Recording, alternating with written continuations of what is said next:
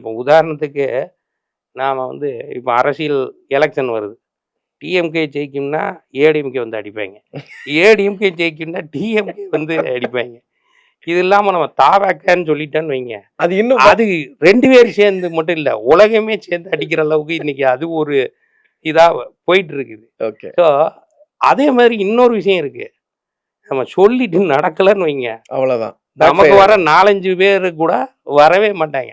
அது பாதையே இந்த உலகில் ஜோதிடம் சார்ந்த விஷயங்கள சொல்றதுக்கு நெறைய பேர் வந்து முன்னெடுத்து செய்ய மாட்டாங்க. இத சொல்றதுனால என்ன ஒரு ஜோசியருக்கு என்ன கிடைக்க போகுது? ஒண்ணும் கிடையாது. இது ஒரு பொதுவா ஒரு விஷயத்தை அதாவது எச்சரிக்கை கொடுக்கிற மாரி.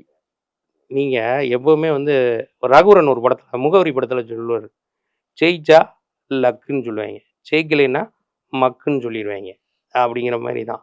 இந்த விஷயத்த நம்ம சொல்லி இது பண்ணோம்னா, ஆஹா இவர் கணிச்சுட்டாரு, வச்சுட்டாரு. சூப்பர், சூப்பர், சூப்பர் அப்படிம்பாய்ங்க. இவர் சொல்லி அது நடக்கலைன்னா, இவன் இதையே கணிக்கல.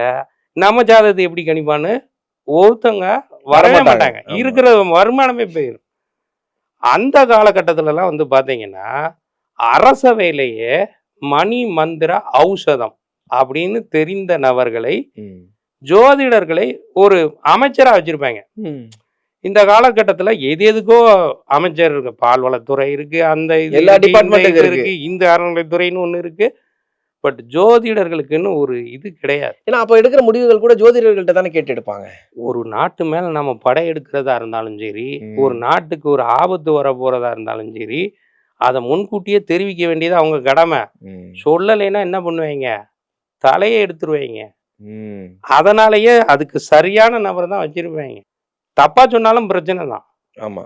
புரியுதுங்களா? ஆனா, அந்த ஜோதிடர்களுக்கு அரசவையில இருக்கக்கூடியவங்களுக்கு ஒரு அமைச்சர் அந்தஸ்து கொடுத்து, அவங்களுக்கு என்னன்னா, அந்த 300 பசு, அதுக்கப்புறமா வந்து தேவையான நிலங்கள் எல்லாமே நஞ்சை, புஞ்சை எல்லாத்தையும் குடுத்து அவங்கள ஒரு ராஜா அந்தஸ்துக்கு உண்டான இதுல தான் வச்சிருந்தாங்க. ஓகே.